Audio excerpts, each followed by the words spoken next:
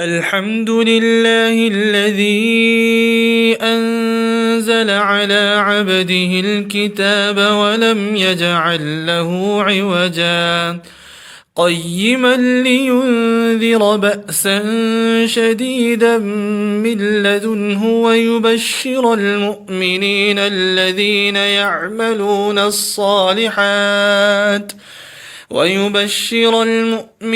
الذين يعملون الصالحات أن لهم أجرا حسنا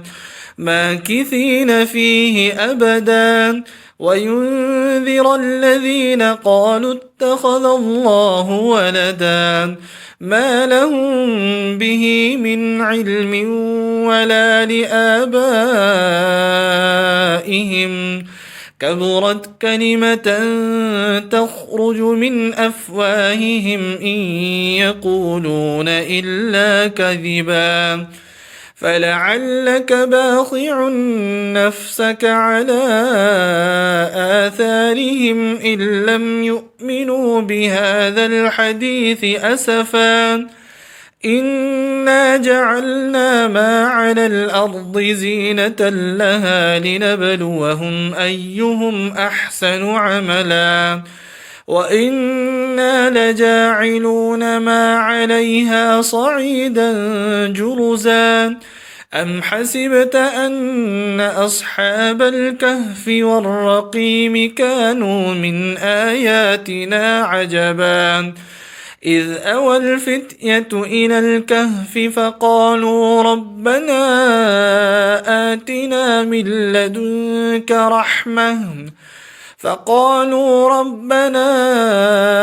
آتنا من لدنك رحمة وهيئ لنا من أمرنا رشدا فضربنا على آذانهم في الكهف سنين عددا ثم بعثناهم لنعلم أي الحزبين أحصى لما لبثوا أمدا نحن نقص عليك نبأهم بالحق إنهم فتية آمنوا بربهم وزدناهم هدى وربطنا على قلوبهم إذ قاموا فقالوا ربنا رب السماوات والأرض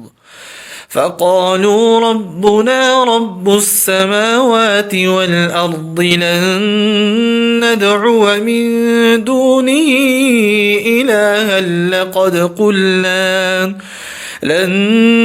ندعو من دونه إلها لقد قلنا إذا شططا هؤلاء قوم اتخذوا من دونه آلهة لولا يأتون عليهم بسلطان بين فمن أظلم ممن افترى على الله كذبا وإذ اعتزلتموهم وما يعبدون إلا الله فأووا إلى الكهف ينشر لكم ربكم من رحمته ويهيئ لكم من أمركم مرفقا وترى الشمس إذا طلعت تزاور عن كهفهم ذات اليمين وإذا غربت تقرضهم ذات الشمال وهم في فجوة منه ذلك من آيات الله من يهد الله فهو المهتد ومن يضلل فلن تجد له وليا مرشدا وتحسبهم أيقاظا وهم رقود ونقلبهم ذات اليمين وذات الشمال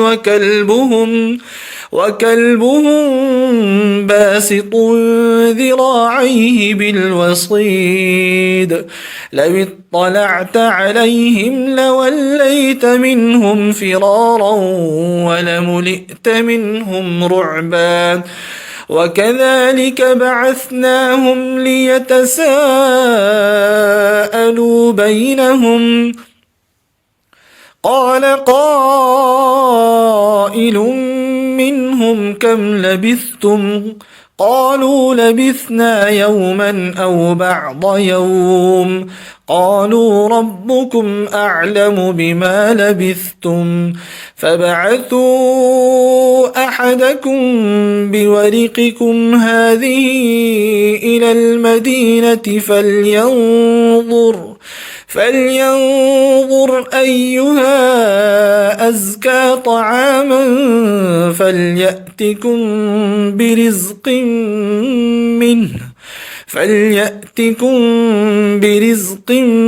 منه وليتلطف ولا يشعرن بكم أحدا إنهم إن يظهروا عليكم يرجموكم أو يعيدوكم في ملتهم ولن تفلحوا إذا أبدا وكذلك أعثرنا عليهم ليعلموا أن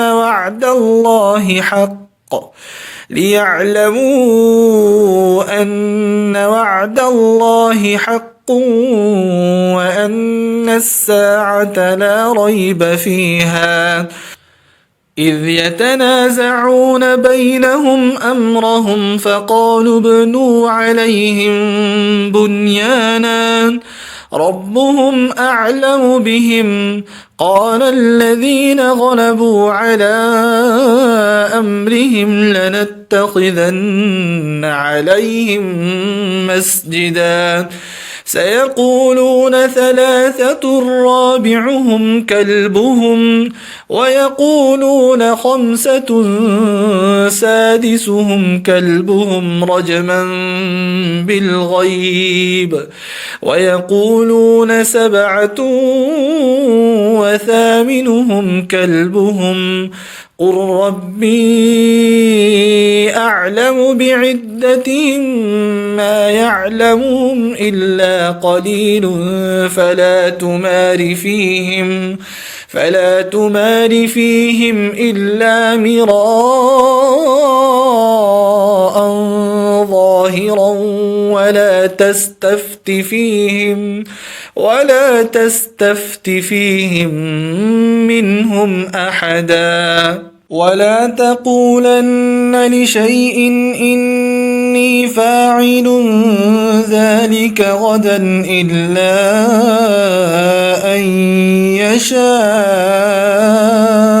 الله واذكر ربك إذا نسيت وقل عسى أن يهديني ربي لأقرب من هذا رشدا ولبثوا في كهفهم 300 سنين وازدادوا 9 قل الله أعلم بما لبثوا له غيب السماوات والأرض أبصر به وأسمع ما لهم من دونه من ولي ولا يشرك في حكمه أحدا واتل ما أوحي إليك من كتاب ربك لا مبدل لكلماته ولن تجد من دونه ملتحدا واصبر نفسك مع الذين يدعون ربهم بالغداة والعشي يريدون وجهه ولا تعد عيناك عنهم تريد زينة الحياة الدنيا ولا تطع من أغفلنا قبله عن ذكرنا واتبع هواه وكان أمره فرطا وقل الحق من ربكم فمن شاء فليؤمن ومن شاء فليكفر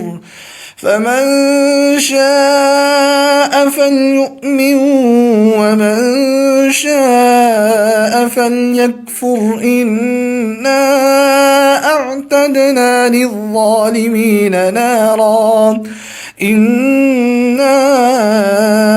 أعتدنا للظالمين نارا أحاط بهم سرادقها وإن يستغيثوا يغاثوا بماء كالمهل يشوي الوجوه بئس الشراب وساءت مرتفقا إن الذين آمنوا وعملوا الصالحات إنا لا نضيع أجر من أحسن عملا أولئك لهم جنات عدن تجري من تحتهم الأنهار يحلون فيها من أساور من ذهب ويلبسون ثيابا خضرا من سندس وإستبرق متكئين فيها على الأرائك نعم الثواب وحسنت مرتفقا واضرب لهم مثلا الرجلين جعلنا لأحدهما جنتين من أعناب وحففناهما بنخل وجعلنا بينهما زرعا كلتا الجنتين آتت أكلها ولم تظلم منه شيئا وفجرنا خلالهما نهرا وكان له ثمر فقال لصاحبه وهو يحاوره أنا أكثر منك مالا وأعز نفرا ودخل جنته وهو ظالم لنفسه قال ما أظن أن تبيد هذه أبدا وما أظن الساعة قائمة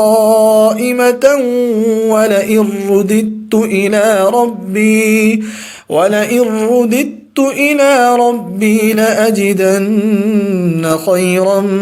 منها منقلبا قال له صاحبه وهو يحاوره أكفرت بالذي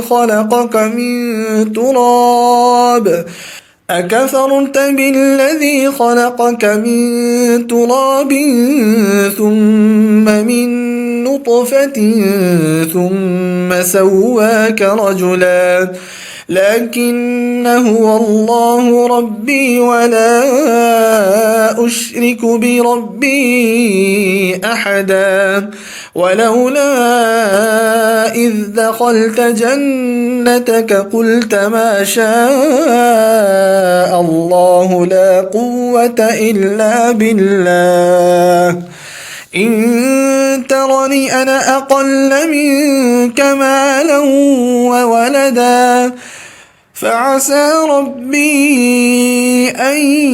يؤتيني خيرا من جنتك ويرسل عليها حسبانا من السماء فتصبح صعيدا زلقا أو يصبح ماؤها غورا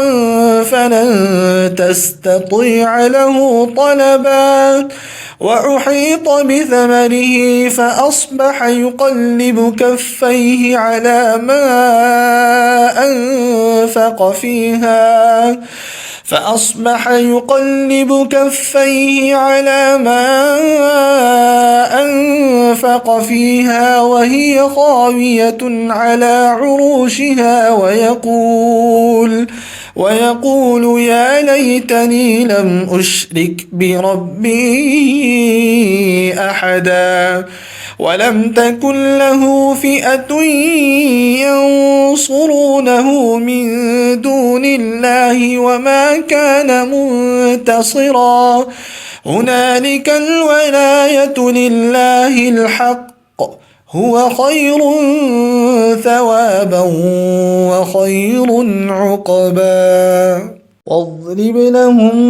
مثل الحياة الدنيا كماء إن أنزلناه من السماء فاختلط به نبات الأرض فأصبح هشيما تذروه الرياح وكان الله على كل شيء مقتدرا المال والبنون زينة الحياة الدنيا والباقيات الصالحات خير عند ربك ثوابا وخير أملا ويوم نسير الجبال وترى الأرض بارزة وحشرناهم فلم نغادر منهم أحدا وعرضوا على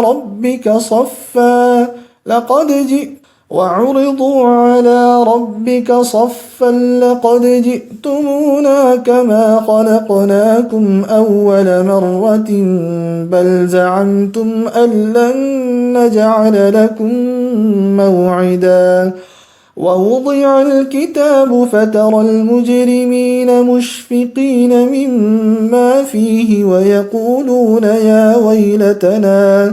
ويقولون يا ويلتنا ما لهذا الكتاب لا يغادر صغيرة ولا كبيرة إلا أحصاها ووجدوا ما عملوا حاضرا ولا يظلم ربك أحدا وإذ قلنا للملائكة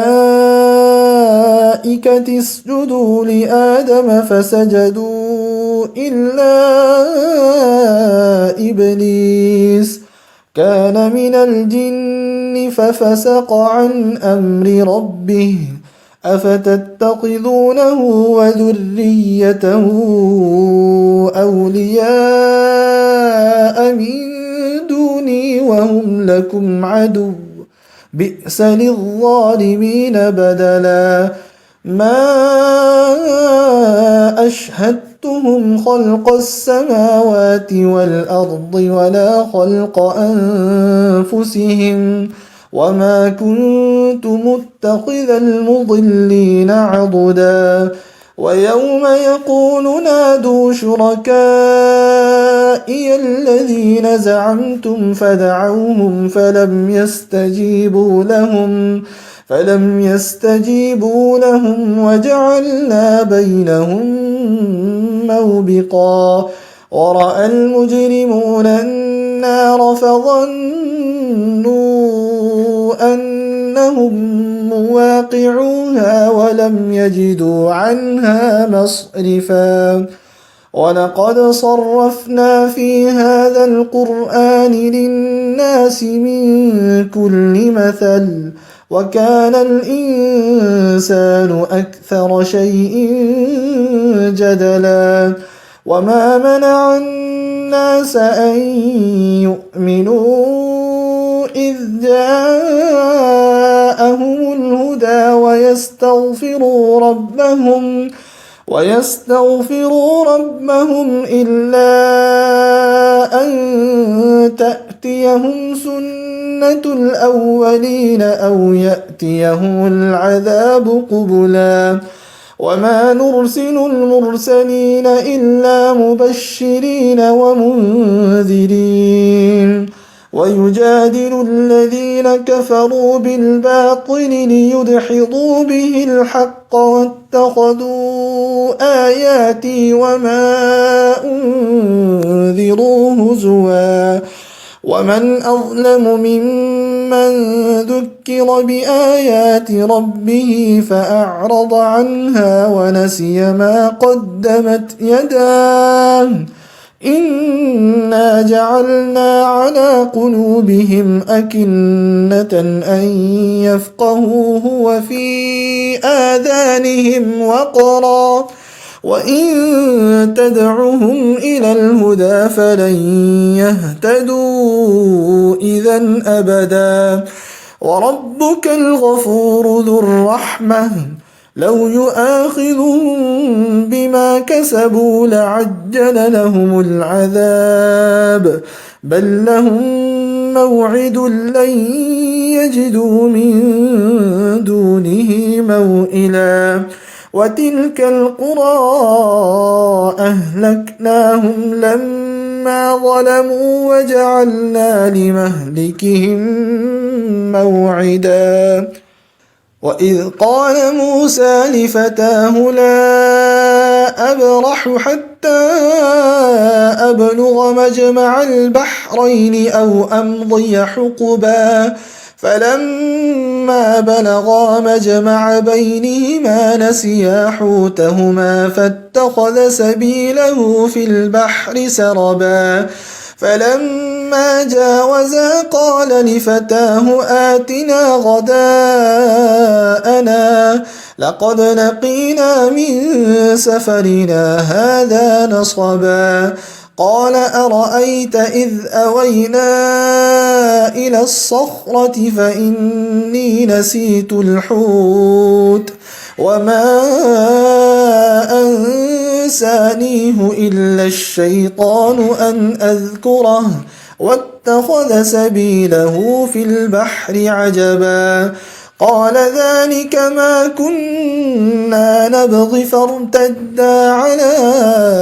آثارهما قصصا فوجدا عبدا من عبادنا آتيناه رحمة من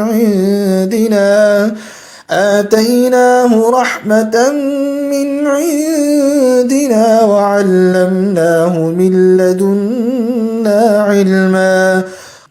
قال له موسى هل أتبعك على أن تعلمني مما علمت رشدا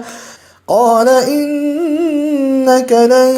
تستطيع معي صبرا وكيف تصبر على ما لم تحط به خبرا قال ستجدني إن شاء الله صابرا ولا أعصي لك أمرا قال فإن اتبعتني فلا تسألني عن شيء حتى أحدث لك منه ذكرا فانطلقا حتى إذا ركبا في السفينة خرقها قال أخرقتها لتغرق أهلها لقد جئت شيئا إمرا قال ألم أقل إنك لن تستطيع معي صبرا قال لا تؤاخذني بما نسيت ولا ترهقني من أمري عسرا فانطلقا حتى إذا لقيا غلاما فقتله قال أقتلت نفسا زكية بغير نفس لقد جئت شيئا نكرا قال ألم أقل لك إنك لن تستطيع معي صبرا قال إن سألتك عن شيء بعدها فلا تصاحبني قد بلغت من لدني عذرا فانطلقا حتى حتى إذا أتيا أهل قرية استطعما أهلها فأبوا أن يضيفوهما فوجدا فيها جدارا يريد أن ينقض فأقامه قال لو شئت لاتخذت عليه أجرا قال هذا فراق بيني وبينك سأنبئك بتأويل ما لم تستطع عليه صبرا أما السفينة فكانت لمساكين يعملون في البحر فأردت أن أعيبها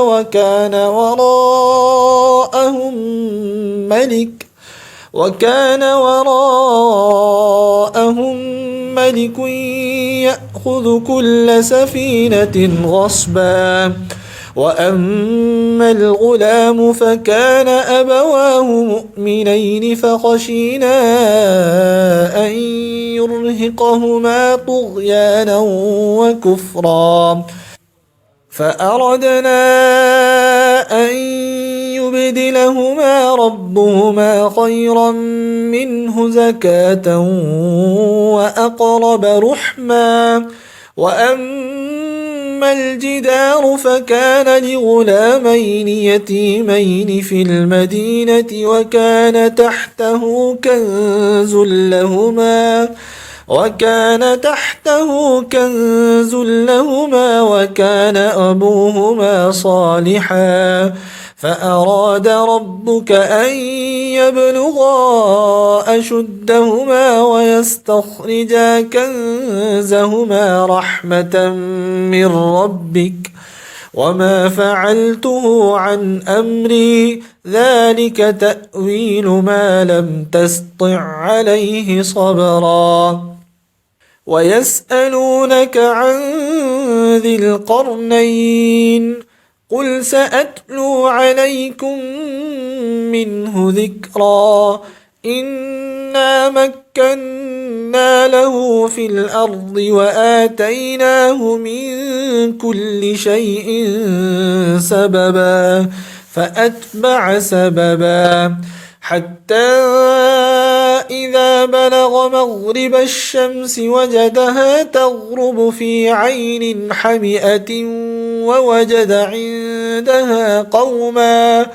قلنا يا ذا القرنين إما أن تعذب وإما أن تتخذ فيهم حسنا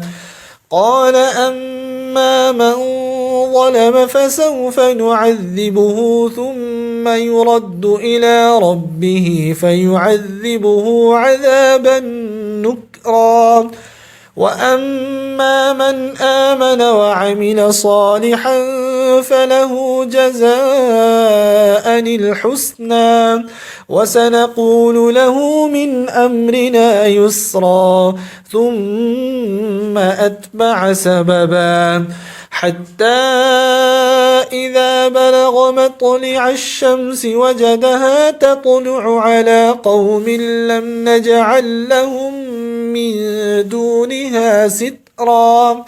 كذلك وقد أحطنا بما لديه خبرا ثم أتبع سببا حتى إذا بلغ بين السدين وجد من دونهما قوما لا يكادون يفقهون قولا قالوا يا ذا القرنين إن يأجوج ومأجوج مفسدون في الأرض فهل نجعل لك خرجا على أن تجعل بيننا وبينهم سدا قال ما مكني فيه ربي خير فأعينوني بقوة أجعل بينكم وبينهم ردما آتوني زبر الحديد حتى إذا ساوى بين الصدفين قال انفخوا حتى إذا جعله نارا قال آتوني أفرغ عليه قطرا فما استطاعوا أن يظهروه وما استطاعوا له نقبا قال هذا رحمة من ربي فإذا جاء وعد ربي جعله دكاء وكان وعد ربي حقا وتركنا بعضهم يومئذ يموج في بعض ونفخ في الصور فجمعناهم جمعا وعرضنا جهنم يومئذ للكافرين عرضا الذين كانت أعينهم في غطاء عن ذكري وكانوا لا يستطيعون سمعا أفحسب الذين كفروا أن يتخذوا عبادي من دوني أولياء إنا أعتدنا جهنم للكافرين نزلا قل هل ننبئكم بالأخسرين أعمالا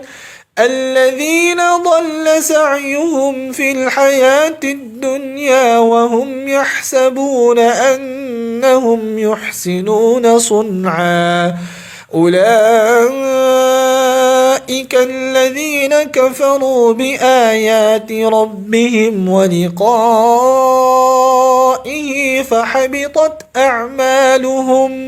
فحبطت أعمالهم فلا نقيم لهم يوم القيامة وزنا ذلك جزاؤهم جهنم بما كفروا واتخذوا آياتي ورسلي هزوا إن الذين آمنوا وعملوا الصالحات كانت لهم جنات الفردوس نزلا خالدين فيها لا يبغون عنها حولا قل لو كان البحر مدادا لكلمات ربي لنفد البحر قبل أن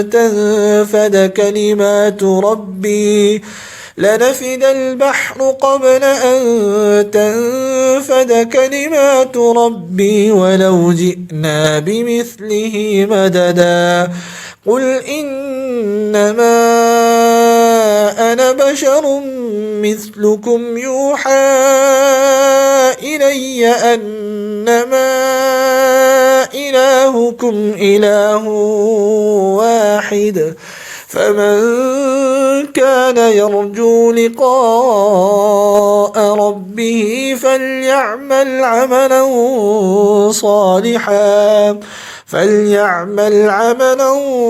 صالحا